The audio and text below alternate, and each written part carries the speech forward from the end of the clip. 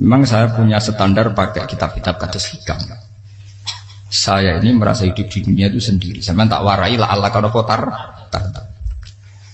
Imam yang ngarang hikam itu punya resep supaya kamu seneng terus. Liyakil lama tafrahu bihi, mesti yakil lama tahzanu bihi. Usahakan sedikit sekali apa yang bikin kamu seneng, maka akan sedikit sekali yang bikin kamu susah. Jadi misalnya kulo nih, jadi kiai misalnya cari wong, kulo kiai wong alim, jelas nak ngalimnya ngalim, nak kiai rapati ya, nak ngalimnya jelas. Nak kiai rapati, nah kan kiai tapi orang ngalim. Nah kulo nak darah wong alim malah muni ya jelas. Nak kiai rapati ya, kulo rapati nurut, tapi aturan masyarakat rapati nopo. Nah sampean kiai tapi orang nopo ngalim. Ya beda. Ndak, ini memang bedanya jauh. Ya mungkin lebih kiai sampean nih. Cara derdek-derdek dongo meyakinkan sampean. Tapi cara artine dongo piye paham kulo. Lha boten iki nyata, sampe rasa tersinggung. Napa barang-barang napa? Nyata. Nah, kulo sering ditakoki kiai-kiai masalah. Resepnya apa jenenge? Konjinan ratau susah, dal kita ratau wiridan, ratau mohon sisip.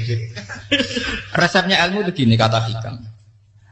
Ulama yang kayak hikam tuh pernah ngarang kitab tuh saking syukurnya entah saking angkuhnya terserah komentari.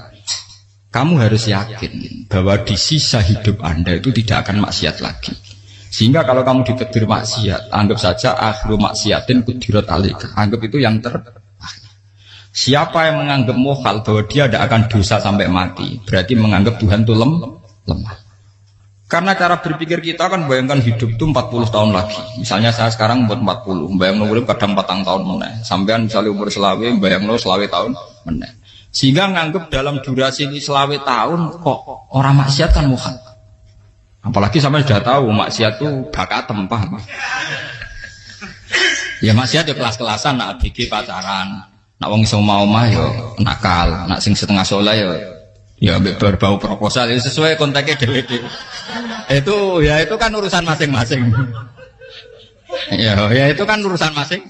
Wae wakisabu ala wong ngene ora ana sing roh wae wakisabu. Ala. Rombongan wali songo, mbok kangen wali songo, mbok golek selisih wawahu napa? Alam. Sing roh pangeran piyap. Mbok kangen wali, mbok golek selisih margin. Niku pokoke wawahu napa? Itu kan urusan jenengan mbek pangeran, mboten urusan kula. Tapi tetap saya sebagai ulama mengingatkan, niat itu ditoto. Begini, ulama dulu tuh ngitung hidup itu hanya 2 menit 2 detik. Sehingga dia ya gampang saja. Kayak Kanjeng Nabi itu, ya Rasulullah kenapa tidak menyediakan makan untuk besok? Loh, saya itu tidak yakin kalau hidup saya sampai besok. Ya sudah begitu cara, ya sudah tenang saja. Kalau sampean kan bayangkan hidup 4 tahun lagi, 5 tahun lagi, sehingga arah mangan di wedi tenan. Padahal bolak-balik zaman cilik arah mangan tetap wedi. Jadi cara berpikir Nabi itu begitu. Begitu juga cara pikir sahabat, cara pikir ulama-ulama yang waras itu begitu. Loh, saya itu pernah melarat di Jogja, zaman pertama merantau itu kalau santai saya bilang, Gus kok tidak punya beras, tapi aku yakin nak sesuk urip baru. Kue butuh mangan sesuk, anak sesuk ijek nopo. Cara berpikir ulama itu begitu. Sehingga melihat maksiat juga gitu. Alhamdulillah aku ijek urip 1 detik, 2 detik, 2 menit. Sehingga hidup. Dan itu sudah cukup untuk lafadzkan la ilaha illallah. Makanya kata yang ngarang hikam, betapa murahnya Allah. Surga itu hanya bisa dibeli dengan 2 menit. Karena surga itu senilai la ilaha illallah. Miftahul jannah la ilaha illallah. Itu cukup 1 menit. Berarti surga itu regane mau 1 menit. Dan karena dia nganggap hidup itu 1 menit ke depan, la ilaha illallah, ya sudah. Dia ngitungnya hidup itu per menit. Kalau sampean kan enggak, per 10 tahun, per 20 tahun. Sehingga kriminal betul, cara pandang sampean itu kriminal betul. Sehingga bayang kudu di duwe, kudu di bojo, nak kiai kudu di pengaruh. Lah kalau saya enggak. Saya meskipun enggak sehebat itu, tapi mewarisi keilmuan mereka. Jadi misalnya saya jadi ulama, itu bayang di santri mau sitok. Islam pokoknya ke Ahmadiyah ya gitu saja. Ya pokoknya ya sudah gitu. Orang bayang santri sing pambinan takwa khusyuk salam template demen gelo, demen apa? Lo tanyakan santri-santri saya itu mungkin belum pernah nyuri saya bikin kopi. Bisa dihitung. Karena saya itu sederhana saja. Misalnya saya pergi dari Jogja ini yang nyata salam. Bayang bojo gue semaca, bawa kopi, buka lawang malah kecewa. Seperti umumnya orang kan gitu. Semerantau ada bayang bojo gue nyuambut, digawe kopi, digodhog banyu hangat teman Bareng teko bojone wangep kukur-kukur. Karena tarifnya dia ideal, maka mudah kecewa kalau itu tidak terjadi. Nak kula mboten, sebayang napa Yogya, bojoku cek utuh Islam. Nak sholat 5 bulan ya sudah gitu saja. Pakai standar-standar yang minimalis. Saya dari rumah bangun sampai ngaji ya, pokoknya melek, ya sudah nak sholat dem-dem napa. Mulanya sudah gitu saja. Andai kan saya pakai standar maksimal, maka akan mudah kecewa. Rasulullah juga begitu. Rasulullah itu ngadepi Sayyidah Aisyah, itu ya begitu, ngadepi Hasan Husain. Sehingga tidak ada cerita Nabi mudah kecewa. Betul. Karena Nabi bayangkan anak istrinya itu ya minimalis sekali. Urusan dunia loh maksudnya, minimalis sekali. Misalnya Nabi pagi-pagi tanya, ya Aisyah apa ada sarapan? Tidak ya Rasulullah, ya idzan asumu, kalau itu saya puasa.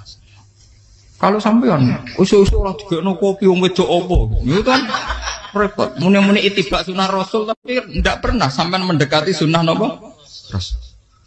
Sehingga ya tenang saja Nabi. Saya tuh alhamdulillah bisa niru dalam gitu-gitu tuh bisa. Makanya ini kiai muda paling jauh. Banyak kiai-kiai sepuh itu kalau urusan gitu konsultasi masa. Gus saya bawa kain. Ini kalau harus era dekarep. Juga saya tidak pernah bayangkan apa tanggaku seneng aku atau orang ngaji aku kecewa itu tidak pernah bayangkan. Sampai itu kan makhluk, tidak penting. Kecewa itu tidak penting. Saya itu orang alim, ngerti ini warido kamat lubi, ora warido kum. Yang tak gulai ridane pengiran, ridane sing ngaji, ridane konsumen. Itu apa? Makhluk tidak penting. Itu harus dilatih. Harus apa? Sehingga orang itu kalau biasa sholat, maksudnya biasa takluk ya Allah, mesti la Allah katardo, mesti gampang puas. Karena dia iktifak ngalap cukup be Allah Subhanahu wa ta'ala. Saya sebagai manusia juga sering ditangisi istri. Misalnya saya sering ke Jogja sendirian. Nah ninggalan nopo, ninggalan ibu milih pengira. Misalnya mati ninggalan ini paling aku mau ngapain nih suaraku. Paling mau nangis gue kegiatan. Bukan apa. Ingin saya bahwa konstitusi ulama itu masih iktimat Allah. Kalau kita kan enggak. Cara berpikir kita ngaji itu ideal sing ono podium, sing ngaji kelaminan takwa kabeh, ketunan kaji kabeh, diluk kabeh. Kita akan pakai standar-standar yang dengan asumsi kita. Padahal Nabi di zaman sugeng al iman hahuna wa yusiru ila qalbihi sadrihi salah. Iman itu urusan hati. Komitmen sampean be Allah Subhanahu wa taala. Nah ini resepnya. Makanya kata hikam, yakinlah mata frohubi. Mesti yakinlah mata zanubi. Sedikitlah kamu gembira dengan satu hal. Nanti akan sedikit kamu yang kecil. Artinya misalnya kata kulo sebagai ulama seneng kulo nu kok ijek iman. Ya kayak wong awam. Ya sudah gitu. Jadi misalnya suatu saat kulo jatuh, yang ngaji saya gak seneng jadi kupeding. Wong sing seneng kulo bubar kabeh. Kulo ya ora susah, miskola darah bener. Gus saiki jenengan ora sing seneng. Ya tenang saja. Sing ora seneng ya makhluk ora jelas. Dan status mereka tetap la yadurru walayan. Ini harus jelas. Sehingga Nabi itu ya meskipun beliau itu perang, sahabatnya meninggal ya tenang saja. Nabi cara berpikir yang meninggal mereka mati syahid, yang masih hidup dianggap berpotensi melakukan kebaikan. Sama tak warai resep-resep dari Rasulullah Shallallahu Alaihi Wasallam. Saya ini sebetulnya memaksa, menjelaskan ini maksa, karena saya inginnya jadi ulama yang kayak umumnya orang, tidak ideal lama. Tapi kan saya ditetir ilmunya itu ideal, jadi terpaksa saya jelaskan. Tapi kalau perilaku saya tidak akan ideal. Soalnya ngawur, saake mari hufuri pengiran nganggur balik cerita. Ada seorang wali, karena dia wali itu doa di multazam, ya Allah, saya ini minta satu hal. Karena dia wali maka tidak minta uang, tidak minta jabatan, minta engkau takdir saya tidak pernah maksiat. Itu kan bagus sekali. Minta doa ditakdir gak maksiat kan ada. Dari pengiran malah jawab. Fa'ena ada ukufran. Karena tahu maksiat malah sifat ghafurku tak ada kok endi. Gamane pengiran kan sifat ghafurku rak nganggur. Malah tidak ada orang selain Nabi kecuali ditakdir tahu maksiat dan sifat ghafuri pengiran efektif. Memang saya punya standar pakai kitab-kitab kados hikam. Saya ini merasa hidup di dunia itu sendiri. Sampai tak warai lah Allah kalau